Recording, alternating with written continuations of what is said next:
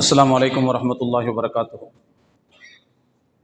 अल्हम्दुलिल्लाहि रब्बिल आलमीन वस्सलातु वस्सलामु अला रसूलिहिल अमीन व अला आलिहि व अस्हाबिहि अजमईन।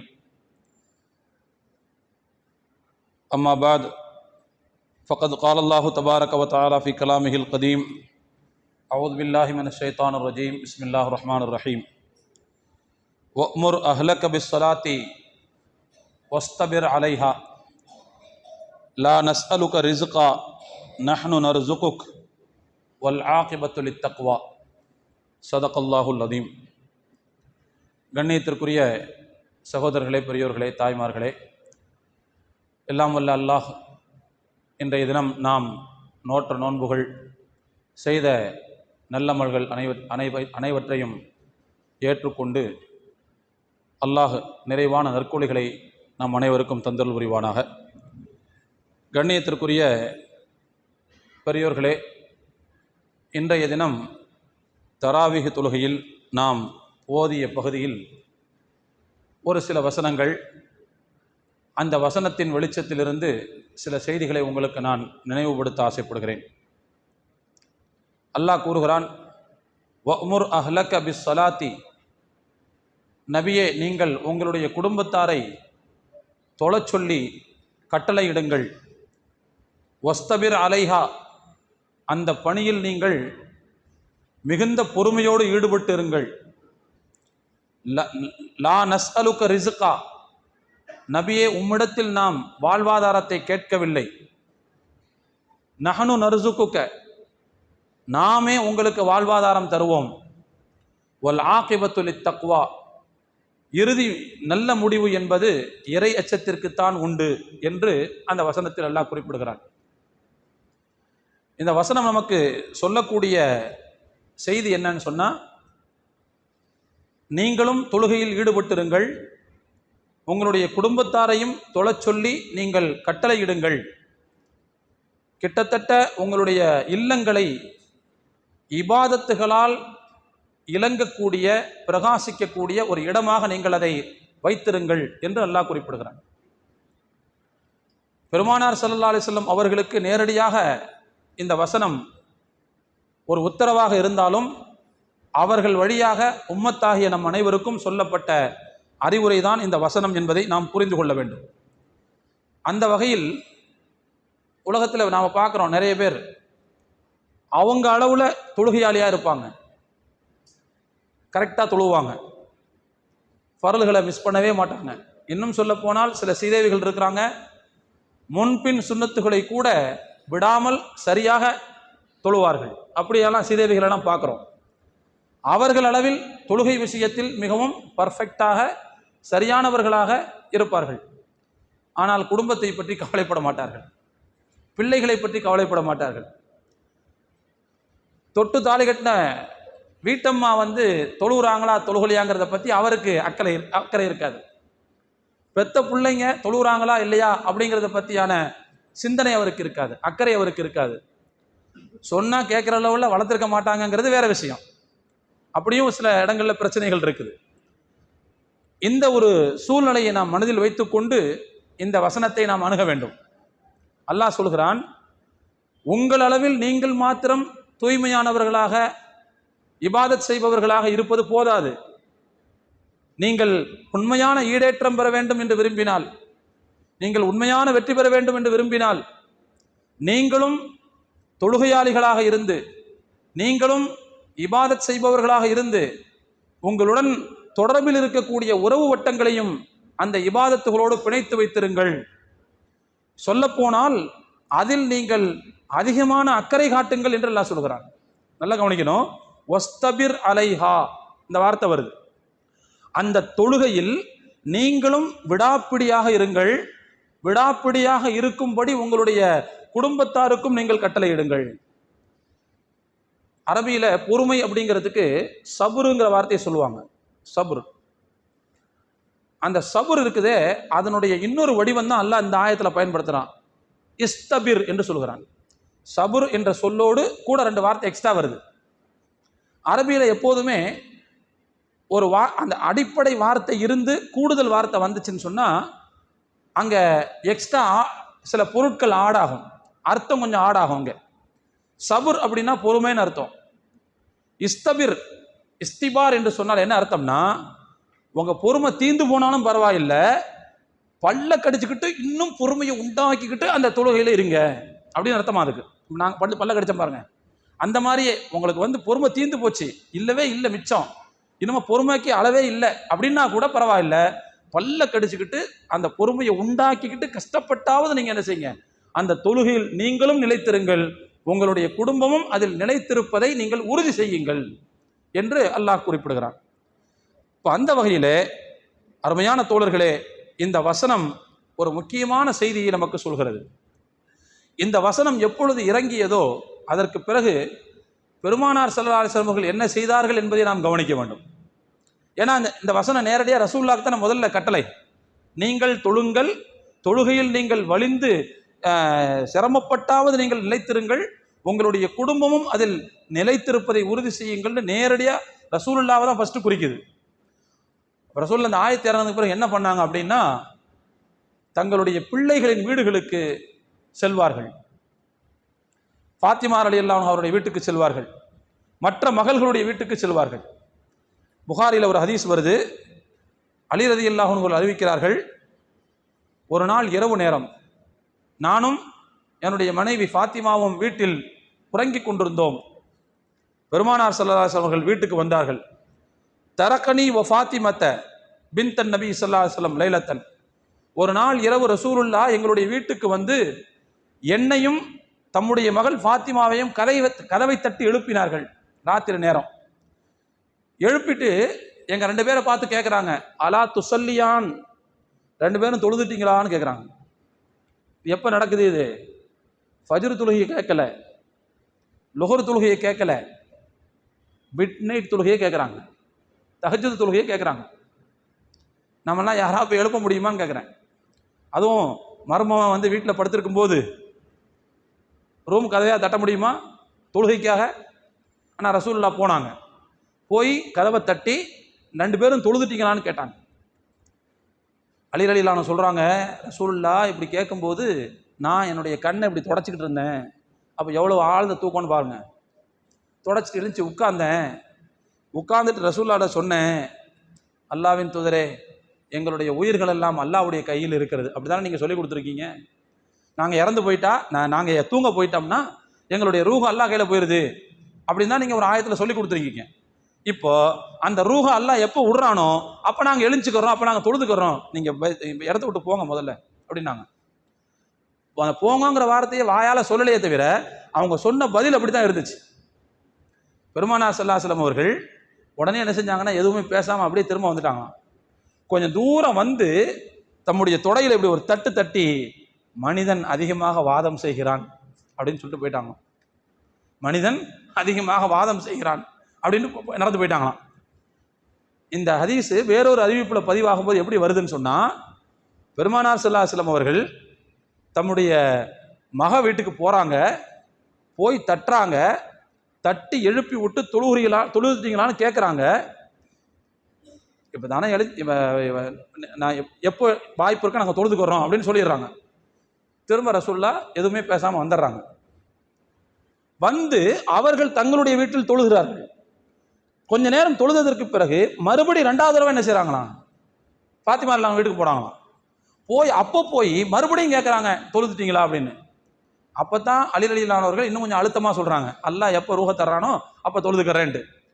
இந்த நேரத்தில் தான் பெருமானார் ஸல்லல்லாஹு அலைஹி வஸல்லம் அவர்கள் தங்களுடைய தொடையில் தட்டி கொண்டு மனிதன் அதிகமாக வாதம் செய்கிறான்ங்கிற வார்த்தையை பயன்படுத்தினார்கள் என்று வேறொரு அறிவிப்பில் வருகிறது. அப்போ அப்படின்னா என்ன அர்த்தம் நீங்கள் நல்லா கவனிக்கணும். 2 அறிவிப்பையும் சேர்த்து வச்சு நீங்கள் யோசிச்சு பார்த்தீங்கன்னா என்ன அர்த்தம் வரும்னா, ராத்திரியில் நபி ஸல்லல்லாஹு அலைஹி வஸல்லம் அவர்கள் ஒரு தடவை எழுப்புறதோட திருப்தி அடைய மாட்டாங்க, திரும்பவும் போய் எழுப்புவாங்க தொழ சொல்லி. ஏனென்றால் நாம் மாத்திரம் தொழுவதல்ல, நம்மை சுற்றி இருப்பவர்களையும் தொழுகையாளிகளாக நாம் பராமரிக்க வேண்டிய பொறுப்பு நம்மள்கிட்ட இருக்குது அப்படின்னு அல்லாஹ் நமக்கு என்ன செய்யறான், உத்தரவு போடுறான் அப்படிங்கிறத பெருமானார் ஸல்லல்லாஹு அலைஹி வஸல்லம் அவர்கள் இந்த செயலின் மூலமாக நமக்கு சுட்டி காட்டுகிறார்கள். இதில் இன்னொரு விஷயத்தை நான் கவனிக்கணும். இமாம் தபரி ரஹ்மத்துல்லாஹி அலைஹி சொல்றாங்க, இரவு தொழுகைக்கு எவ்வளவு பெரிய மரியாதை இருக்கிறது என்பதை பெருமானார் ஸல்லல்லாஹு அலைஹி வஸல்லம் அவர்கள் புரிந்திருந்ததால் தான் திரும்பவும் திரும்பவும் தங்களுக்கு நெருக்கமானவர்களுடைய வீட்டை போய் தட்ட வேண்டிய நிலைமை ஏற்பட்டது. நமக்கு கிடைத்த அந்த இன்பம், நமக்கு கிடைத்த அந்த நன்மை நம்முடைய பிள்ளைகளுக்கும் கிடைக்க வேண்டும் என்று அவர்களுடைய ஆர்வம் இருந்ததைத்தான் இந்த செயல் வெளிப்படுத்துகிறது என்று அல்லாமா தபரி ரஹ்மத்துல்லாஹி அவர்கள் சுட்டி காட்டுகிறார். அப்போ நம்ம கவனிக்கணும், நாம தொழுவது மாத்திரமல்ல, நம்முடைய பிள்ளைகளையும் தொழச் சொல்லி, நம்முடைய வீட்டில் இருக்கக்கூடிய மற்ற உறவுகளையும் தொழச் சொல்லி பராமரிப்பது என்பது ஒரு மூமினுடைய இடையறாத கடமை. அந்த கடமையில் நாம் அதிகமான கவனம் செலுத்த வேண்டும் என்று நாம் பார்க்கிறோம். இன்னொரு செய்தி நம்ம எல்லாத்துக்கும் தெரியும். நபி ஸல்லல்லாஹு அலைஹி வஸல்லம் அவர்கள்ட்ட ஒரு தடவை பாத்திமா ரலியல்லாஹு அன்ஹா வீட்டு வேலையை ரொம்ப கஷ்டத்தெல்லாம் சொல்லி, யாராவது வீட்டு வேலை செய்யறதுக்கு ஒரு பணியாளர் கிடைச்சா நல்லா இருக்கும்னு சொல்லி கேட்க வந்தாங்க பார்த்தீங்கல்ல, அந்த வரலாறு கேள்விப்பட்டிருப்பீங்க. பெருமானார் ஸல்லல்லாஹு அலைஹி வஸல்லம் அவர்கள் நீங்கள் வீட்டுக்கு போங்க நான் வர்றேன்னு சொல்லி அனுப்பிட்டாங்க. ராத்திரி நேரத்தில் ரசூலுல்லாஹ் போனாங்க. வந்தீங்களே, என்ன விஷயம்?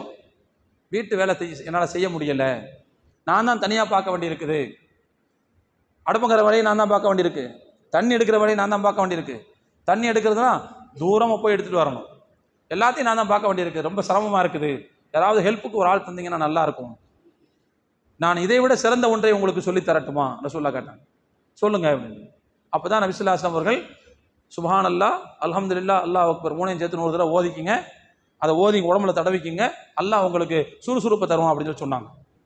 அப்போ இங்கே நம்ம என்ன கவனிக்கணும்னு சொன்னால், வீட்டில் இபாதத் நடப்பதை பெருமானார் ஸல்லல்லாஹு அலைஹி வஸல்லம் அவர்கள் உறுதிப்படுத்துகிறார்கள் திரும்ப திரும்ப. அந்த ஒரு கண்ணோட்டத்தில் தான் நபி ஸல்லல்லாஹு அலைஹி வஸல்லம் அவர்கள் இந்த செய்தியை சொன்னார்கள் என்பதையும் நாம் இங்கே புரிந்து கொள்ள கடமைப்பட்டிருக்கிறோம்.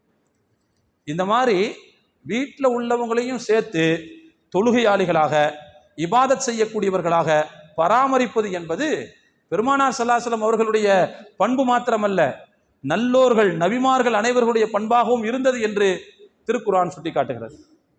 இன்னைக்கு நாம ஓதுன அதே பகுதியில் மரியம் அப்படிங்கிற அத்தியாயத்தில் இஸ்மாயில் அலைஹிஸ்ஸலாம் அவர்களை பற்றி ஒரு செய்தி வருது. இப்படி வருது, வதுகுர் ஃபில் கிதாபி இஸ்மாயில் இன்னஹு கான சாதிகல் வாதி வகான ரசூலன் நபியா. நபியே, நீங்கள் வேதத்தில் இடம்பெறக்கூடிய இஸ்மாயில் அலைஹிஸ்ஸலாம் அவர்களையும் நினைவுபடுத்துங்கள்.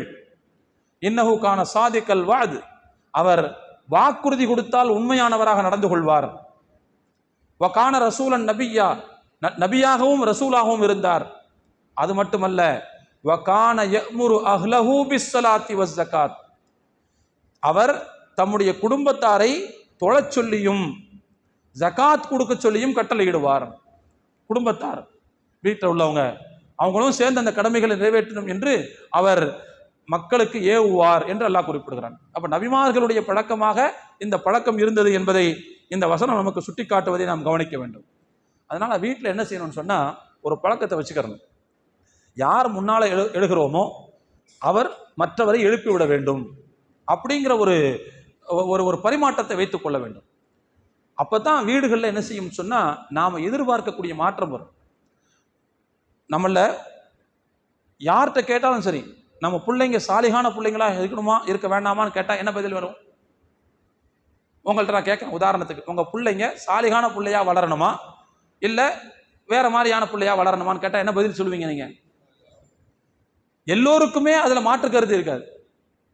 சாலிகான பிள்ளையா தான் வேணும், அப்படித்தான் இருக்கணும்னு நம்ம எதிர்பார்ப்போம்.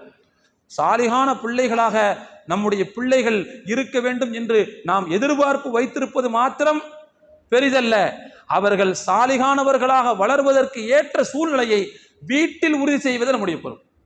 வீட்டை வேற மாதிரியா வச்சுக்கிட்டு, வீடை வேற ஒரு கண்ணோட்டத்தில் வச்சுக்கிட்டு அதில் வளரக்கூடிய பிள்ளைங்க மட்டும் நல்லா இருக்கணும்னா எப்படி முடியும்? எப்படி இருக்க முடியும்? நல்லா கவனிக்கணும். எருக்கடங்குன்னு வச்சுக்கோங்க, அசிங்கங்கள் கிடக்கக்கூடிய ஒரு பகுதி, அந்த இடமே கலீஜான இடம்னு வச்சுக்கோங்க. அந்த மாதிரி இடத்துல போய் நீங்க ஒரு நல்ல விதையை போட்டு அது நல்ல மரமா முளைக்கணும்னு நினைச்சீங்கன்னா எப்படி முடியும்? அந்த அசுத்தத்தோடு சேர்ந்தானே அது வளரும். அப்ப எனவே வீட்டினுடைய தூய்மையை பராமரிப்பது என்பது நம்முடைய தவிர்க்க முடியாத கடமை. அதனால தான் வீட்டில் தம்பதிகளாக இருப்பவர்கள் முதலில் முன்னுதாரணமாக இருக்க வேண்டும். ஆமா, நாம எப்ப முன்னுதாரணமாக இருப்போமோ அப்போ நம்மை பார்த்து வளரக்கூடிய பிள்ளைகளும் கண்டிப்பாக அப்படி வருவார்கள். ஒரு விஷயத்தை புரிஞ்சுக்குங்க, பிள்ளைகளை பொறுத்த வரைக்கும் அவர்கள் சொல்வதை செய்ய மாட்டார்கள், செய்வதை செய்வார்கள். நல்லா கவனிச்சுக்கணும். நாம் இப்படி செய்யின்னு சொன்னா செய்ய மாட்டாங்க, ஆனா செஞ்சு காட்டினா செய்வாங்க. கண்டிப்பா ஒன்றும் தேவையில்லை. ஒரு ஒரு 2 வாரத்துக்கு முன்னாடி ஒரு ஒரு மீட்டிங்கில் கலந்துக்கிட்டேன். அதில் பேசக்கூடிய ஒரு பெண் பேச்சாளர் சொன்னாங்க, இந்த செய்தியை சொன்னாங்க. பிள்ளைங்க நம்மளை பார்த்து செய்கிறாங்க. ஒன்றுமில்லை, பொம்பளைங்க வந்து வீட்டில் ரொட்டி சுடுறதுக்கு மாவு குழைச்சாங்கன்னு வச்சுக்கங்களேன், பிள்ளைங்க பக்கத்தில் வந்து உட்காந்துட்டு எனக்கு ஒரு உருண்டை தான் கேட்கும். பார்த்தீங்களா? அந்த உருண்டையை தானும் அப்படி தேய்க்கும் பார்த்துருக்கீங்களா? அது என்ன அர்த்தம்? அதுக்கு நாம் எதை செய்வோமோ அதை அவங்க செய்கிறதுக்கு ஆர்வமாக இருக்காங்கன்னு அர்த்தம். அதான் அதனுடைய வெளிப்பாடு, அதனுடைய அர்த்தம் அதுதான். அப்போ அப்படின்னா நம்மை பார்த்து போல செய்யக்கூடிய அந்த தன்மை பெற்றவர்களாகவும் திறன் பெற்றவர்களாகவும் பிள்ளைகள் இருக்கிறார்கள். இப்போ அவங்களுக்கு செஞ்சு காட்ட வேண்டிய பொறுப்பு யாருது? அப்போ அந்த கடமையில் தவறினால் யாருடைய குற்றம்?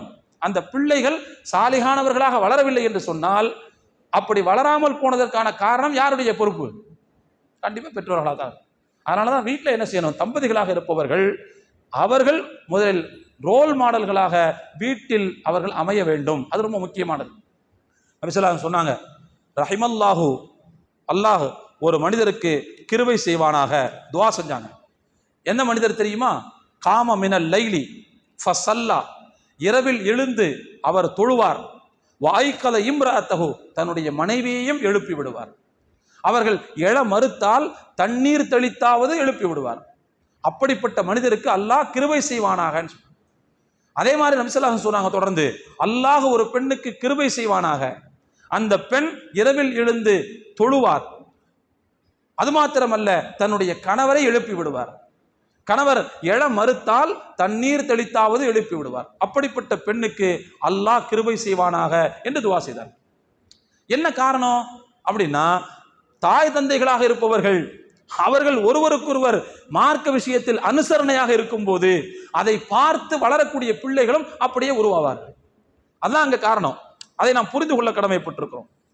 நபி ஸல்லல்லாஹு அலைஹி வஸல்லம் அவர்கள் இன்னொரு ஹதீஸ்ல சொன்னாங்க, ஒரு அடியார் இரவில் எழுந்து தன்னுடைய மனைவியையும் எழுப்பிவிட்டு 2 பேருமாக சேர்ந்து நின்று தொழுவார்களேயானால் அல்லாஹ் அந்த 2 பேரையும்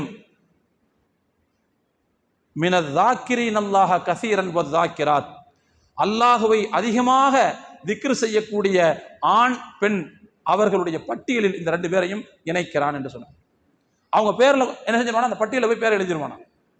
அப்ப எனவே ஒருவர் மற்றவருக்கு மார்க்க விவகாரங்களில் அனுசரணையாக இருக்கக்கூடிய அந்த வீடு என்பது உண்மையிலேயே அல்லாஹ் பரக்கத்து செய்யக்கூடிய ஒரு வீடு. அதனால தான் நான் சொல்றேன், இல்லங்களை வீடுகளை இபாதத்துகளால் பிரகாசிக்கக்கூடிய ஒரு சூழ்நிலையை நாம் உருவாக்க வேண்டும். வழிபாடுகள் இபாதத்துகள் நடக்கக்கூடிய இடங்களாக வீடுகளை பராமரிப்பதும் பரிபாலிப்பதும் நம்முடைய பொறுப்பு என்பதை நாம் புரிந்து கொள்ள கடமைப்பட்டிருக்கிறோம். அதனால தான் நபி ஸல்லல்லாஹு அலைஹி வஸல்லம் சொன்னாங்க, உங்களுடைய வீடுகளுக்கென்று நீங்கள் ஒரு சில தொழுகைகளை விட்டு வைத்துக் கொள்ளுங்கள் என்று சொன்னார்கள். ஆண்களை பார்த்து, நீங்க எல்லாத்தையும் பள்ளிவாசலே வந்து தொழுது முடிச்சிடாதீங்க. ஃபர்லுக்கு பள்ளிவாசலுக்கு வாங்க, அப்படி வரும்போது சுன்னத் தொழுகைகளை பள்ளிவாசல தொழுவுங்க. அதே சுன்னத் தொழுகைகள் சில தொழுகைகளை உங்களுடைய வீடுகளில் தொழுவதற்கும் நீங்கள் மிச்சம் வைத்துக் கொள்ளுங்கள் ரசூலுல்லாஹ் சொன்னாங்க. அந்த வகையில் ரசூலுல்லாஹ் என்ன செய்வாங்கன்னா, ஃபஜ்ர் தொழுகையை வீட்டில், அதனுடைய ஃபஜ்ருடைய சுன்னத்தை வீட்டில் தான் தொழுவாங்க. அதே மாதிரி ஜும்மாவுடைய சுன்னத் தொழுகை ரசூலுல்லாஹ் வீட்டில் தொழுவாங்கன்னு வருது. வேறு சில தொழுகைகளை, மக்ரிப் தொழுகை அப்படின்னு என்னுடைய நினைவு சரியாக இருந்தால் மக்ரிப் தொழுகை சில நேரங்களில் வீடுகளில் என்ன செய்வார்கள், சுன்னத் தொழுகையை தொழுவார்கள் என்று நாம் பார்க்கிறோம்.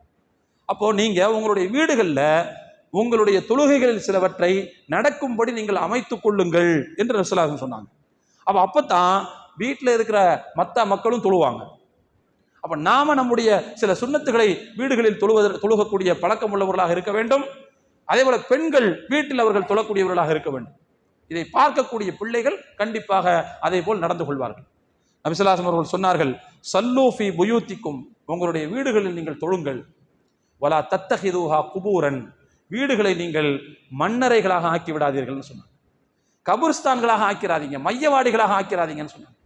மையவாடிகளில் தொழக்கூடாது, மையவாடிகளில் தொழக்கூடாது. ஜனாதா தொழுகை மட்டும்தான் அங்க, புரிஞ்சுங்களா? அங்க தொழுகை நடைபெறாது. அப்போ வீட்டில் தொழுகை நடைபெறாத இடமாக நீங்கள் வைத்திருந்தால் நீங்கள் உங்களுடைய வீடுகளை மையவாடிகளாக பராமரிக்கிறீர்கள் என்று பொருள். ரசூலுல்லாஹ் அதான் சொல்றாங்க, உங்க வீட்டில் தொழுவுங்க, அதை மையவாடிகளாக நீங்க பராமரிக்காதீங்க. அப்ப என்ன அர்த்தம்? இதுக்கு ரெண்டு அர்த்தம் இருக்கு. ஒன்னு, உங்க வீடுகளை மையவாடிகளா பராமரிக்காதீங்க, அல்லது நீங்க வீட்டில் தொழாம மௌத்தாக்கள மாதிரி இருக்காதீங்க அப்படின்னு அர்த்தம். அந்த அந்த அர்த்தமும் இதுக்கு இருக்கு. ரெண்டு விதமான பொருளையும் இந்த ஹதீஸுக்கு விளக்கமாக சொல்கிறார்கள். அது மாதிரி இன்னொரு ஹதீஸ்ல ரசூலுல்லாஹ் சொல்லுவாங்க, மஸலுல் பைத்தில்லதி யுதுக்கருல்லாஹு ஃபீஹி வல் பைத்துல்லதி லா யுதுக்கருல்லாஹு ஃபீஹி. ஒரு வீட்டில் அல்லாஹ் நினைவு கூறப்படுகிறான், இன்னொரு வீட்டில் அல்லாஹ் நினைவு கூறப்படுவதில்லை. இந்த ரெண்டு வீட்டுக்குமான உதாரணம் என்னன்னு சொன்னா ரசூலுல்லாஹ் சொன்னாங்க, கமஸலில் ஹய்யி வல் மையித்தி. ஒன்று உயிருள்ளவர், இன்னொருவர் இறந்து போனவரை போல. அல்லாஹ் நினைவு கூறப்படக்கூடிய இல்லம் என்பது உயிரோட்டம் உள்ள வீடு, உயிருள்ளவர்கள் வாழும் வீடு. அல்லாஹ் நினைவு கூறப்படாத இல்லம் நடைபிணங்கள் வாழ்கிற வீடு. நான் சொல்லலை, என்ன கோச்சிக்கூடாது. ரசூலுல்லாஹ்வுடைய ஹதீஸினுடைய பொருள் அதுதான் வருது, நடைபிணங்கள் வாழக்கூடிய வீடு. அப்ப எனவே வீட்டில் தொழுகை நடப்பதை நாம் உறுதி செய்வது, இபாதத்துகள் நடப்பதை நாம் உறுதி செய்யக்கூடியவர்களாக இருக்க வேண்டும் என்பதை இந்த செய்தி நமக்கு சுட்டி காட்டுகிறது. இன்னைக்கெல்லாம் வீடுகளில் நம்ம பார்க்குறோம், இந்த மாதிரி நல்ல விஷயங்கள் நடந்தா தான் வீட்டில் பரக்கத்து வரும், அல்லாஹ்வுடைய அருள் இறங்கும் இல்லையா? நல்லா கவனிச்சு பாருங்க. அல்லாஹ்வுடைய வார்த்தைகள் ஓதப்படக்கூடிய, கலாம்கள் ஓதப்படக்கூடிய இடம், அல்லாஹ் நினைவு கூறப்படக்கூடிய இடம், அல்லாஹ்வுடைய திக்ர்கள் மொழியப்படக்கூடிய இடம், அந்த இடம் எப்படி இருக்கும்? வானவர்கள் சஞ்சாரம் செய்யக்கூடிய இடமாக இருக்கும். மலக்குமார்கள் வருவாங்க. மலக்குமார்கள் எங்க வருவாங்க? தூய்மையான இடத்துக்கு மட்டும் தான் வருவாங்க, அசிங்கமான இடத்துக்கு வரமாட்டாங்க. அப்போ வானவர்கள் வந்து போகக்கூடிய இடம் என்பது ஹைர் பரக்கத்துகள் வந்து போகக்கூடிய இடமாக இருக்கும். நான் சும்மா அதாவது வெற்று தக்கையாக அந்த வார்த்தையை சொல்லவில்லை, யதார்த்தத்தை சொல்கிறேன். எனவே எங்க இபாதத்து நடக்குமோ, எந்த வீடுகளில் இபாதத்து நடக்குமோ, அந்த வீடுகளில் வானவர்கள் சஞ்சாரம் செய்யக்கூடிய இடமாக அது இருக்கும், ஹைர் பரக்கத்துகள் வந்து போகக்கூடிய இடமாக இருக்கும். அப்ப அப்படியான ஒரு வீடாக நாம இருக்கணும்னு தானே எதிர்பார்க்கணும். அதுதான் நம்முடைய திட்டமாக இருக்க வேண்டும், அதுதான் நம்முடைய ஆசையாக இருக்க வேண்டும். எனவே அப்படின்னு சொன்னா நாம நம்முடைய வீடுகளில் இந்த மாதிரி அமல்கள் நடப்பதை தயவு செய்து நாம் உறுதி செய்ய வேண்டும் என்பதை உங்களிடத்தில் தெரிவித்துக் கொள்கிறேன். இன்னொரு முக்கியமான விஷயத்தையும் கவனிக்கணும். அல்லாஹ்வினுடைய நினைவு கூறுவதை தவிர்த்தோம் என்று சொன்னால் அந்த வீட்டில் ஹைர் பரக்கத்தினுடைய வானவர்களுடைய சஞ்சாரம் இருக்காது என்பது ஒரு விஷயம். இன்னொன்று, அல்லாஹ்வினுடைய நினைவு கூறல் இல்லாத வீட்டில் ஷைத்தான் வாசம் செய்கிறான், ஷைத்தான் அங்கே தங்குவான். நபி ஸல்லல்லாஹு அலைஹி வஸல்லம் அவர்கள் ஒரு ஹதீஸ்ல சொன்னாங்கல்ல, இதா தகல ரஜுலு பைத்தஹு ஃபதக்கரல்லாஹ கால ஷைத்தானு லா மபீத லகும் வலா தஆம. ஒருவர் தன்னுடைய வீட்டுக்குள்ளே போகிறார், உள்ள நுழையும் போது அவர் அல்லாஹ்வை நினைவு கூறுவாரையானால் உடனே ஷைத்தான் சொல்வானா தன்னுடைய குட்டி ஷைத்தான்களை பார்த்து, இவர் அல்லாஹ்வை நினைவு கூர்ந்து விட்டார், எனவே இந்த வீட்டில் உங்களுக்கு இன்றைக்கு தங்குமிடம் கிடையாது. அதே மாதிரி உணவு எடுத்து வைக்கப்பட்ட பிறகு அல்லாஹ்வினுடைய பெயரை சொல்லி அல்லாஹ்வை நினைவு கூர்ந்து அவர்கள் உண்ணுவார்களேயானால் அப்பொழுதும் ஷைத்தான் தன்னுடைய குட்டி ஷைத்தான்களை பார்த்து சொல்வானா, இன்றைக்கு இந்த வீட்டில் உங்களுக்கு உணவும் கிடையாது, ஃபுட் அண்ட் அகாமடேஷன் இந்த வீட்டில் உங்களுக்கு இல்லை, இன்னைக்கு போயிருங்க.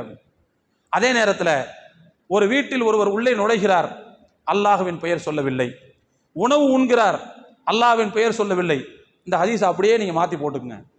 அல்லாஹ் ஷைத்தான் என்ன செய்யுமா, எல்லாத்தையும் கூட்டு வச்சு கையை கொட்டி வச்சுக்கிட்டு ஜே இன்னைக்கு இந்த வீட்டில் நமக்கு ஃபுல் மீல்ஸ் இருக்குது, நல்லா சாப்பிடலாம், லாட்ஜி எல்லாம் சேர்ந்து இங்கே இருக்குது நமக்கு அப்படின்னு சொல்லுவாங்க. பெருமானார் ஸல்லல்லாஹு அலைஹி வஸல்லம் சொல்லக்கூடிய ஒரு செய்தி அது. அப்போ இறைவனுடைய நினைவு கூறல் நடக்காத வீட்டை ஷைத்தான் தான் வாசம் செய்யும் இடமாக மாற்றிக்கொள்கிறான், தான் உண்டு உறங்கக்கூடிய இடமாக மாற்றிக்கொள்கிறான். அப்போ நாம வீட்டில் பெட்ல படுத்து கிடந்தா யாரோட படுத்து கிடக்கணும்னு அர்த்தம்?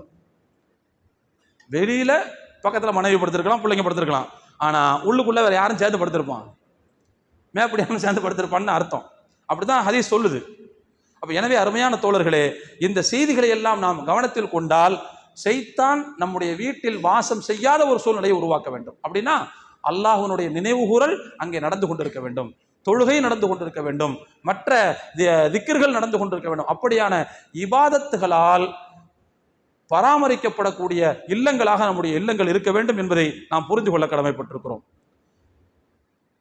ஒரு வீட்டில் வந்து இந்த மாதிரியான செயல்கள் நடக்கலைன்னு வச்சுக்கங்க, அந்த வீட்டுக்கான குறைஞ்சபட்ச இழப்பு என்ன தெரியுமா? அபூ ஹல்லாத் அப்படின்னு சொல்லக்கூடிய ஒரு பெரிய அறிஞர் சொல்கிறார்கள், மாமின் கௌமின் ஃபீஹிம் மை யதஹாவனு பிஸ் ஸலாத்தி, ஒரு சமுதாயத்தாரிடத்தில் தொழுகையின் மீது அலட்சியம் உள்ள சில பேர்கள் இருந்தால், ஒரு சமூகத்தில் தொழுகையின் மீது அலட்சியம் காட்டக்கூடிய சில பேர் இருந்தால், அந்த அலட்சியவாதிகளை கையை பிடித்து தடுக்காமல் அந்த சமூகம் வேடிக்கை பார்த்து கொண்டிருந்தால், இல்லா கான அவ்வல உகூபத்திஹிம் ஐ யன்குஸ மின் அர்ஸாக்கிஹிம், அந்த சமூகத்துக்கு வரக்கூடிய முதல் தண்டனை அவர்களுடைய ரிஸ்கை அல்லாஹ் குறைத்து விடுகிறான். அவர்களுடைய ரிஸ்கை குறைத்து விடுகிறான். நாமளும் டெய்லி புலம்ப தான் செய்கிறோம், வருமானம் வரமாட்டேங்குது, குறைஞ்சி போச்சு, முன்ன மாதிரி இல்லை, வீட்டில் நிம்மதி இருக்க மாட்டேங்குது, உள்ளே வந்தாலே வெறுமையாக தெரியுது, யாரை பார்த்தாலும் வெறுப்பாகவே இருக்குது. அல்லாஹ் சொல்கிறான், வல்லாஹு ஜஅலலக்கும் மின் புயூத்திக்கும் சக்கனன், அல்லாஹ் உங்களுடைய வீடுகளில் நிம்மதியை வைத்திருக்கிறான்னு அல்லாஹ் குர்ஆன்ல சொல்கிறான். வீட்டை திறந்த உடனே யாருக்காவது நிம்மதி வருதா? வீட்டுக்கு உள்ளே போனவுடனே யாருக்காவது நிம்மதி வருதா? நிம்மதி வந்தவங்கன்னா கொடுத்து வச்சவங்க. ஆனால் பல பேருடைய வார்த்தைகளில் நான் கேள்விப்படுறேன், வீட்டுக்கு போனால் நிம்மதியே இல்லை அஜர்த்து, அதான் சொல்கிறாங்க. ஆனால் அல்லாஹ் சொல்கிறான், உங்கள் வீட்டில் உங்களுக்கு நிம்மதி இருக்குதுன்னு நல்லா சொல்கிறான். அப்போ நிம்மதி இல்லை என்று சொன்னால் அந்த நிம்மதியை குலைக்கக்கூடிய செயல்கள் அங்கே நடக்கின்றன என்று பொருள். அந்த செயல்களை கண்டும் காணாமல் நாம் விடுகிறோம் என்று பொருள். அந்த வீட்டினுடைய தலைவருக்கு மிகப்பெரிய பொறுப்பு இருக்கிறது. வீட்டில் அப்படிப்பட்ட செயல்கள் நடக்காமல் பராமரிப்பது அவருடைய பொறுப்பு. அல்லாஹ்வினுடைய கடமையில் அலட்சியம் காட்டக்கூடிய ஆட்களை வீட்டில் வைத்துக் கொண்டிருந்தால் அந்த வீட்டிற்கு வரக்கூடிய முதலாவது தண்டனை என்பது ரிஸ்க்ல பிரச்சனை வரும். நான் ஏற்கனவே சொல்லியிருக்கேன், ரிஸ்க்னா என்ன அர்த்தம்னு சொல்லியிருக்கேன். சாப்பாடு மட்டும் ரிஸ்க் கிடையாது, நமக்கு கிடைச்ச நன்மை தொடர்ந்து தக்க வைக்கப்படுவது ஒரு மிகப்பெரிய ரிஸ்க். இல்லைன்னா அது பறி போயிடும்.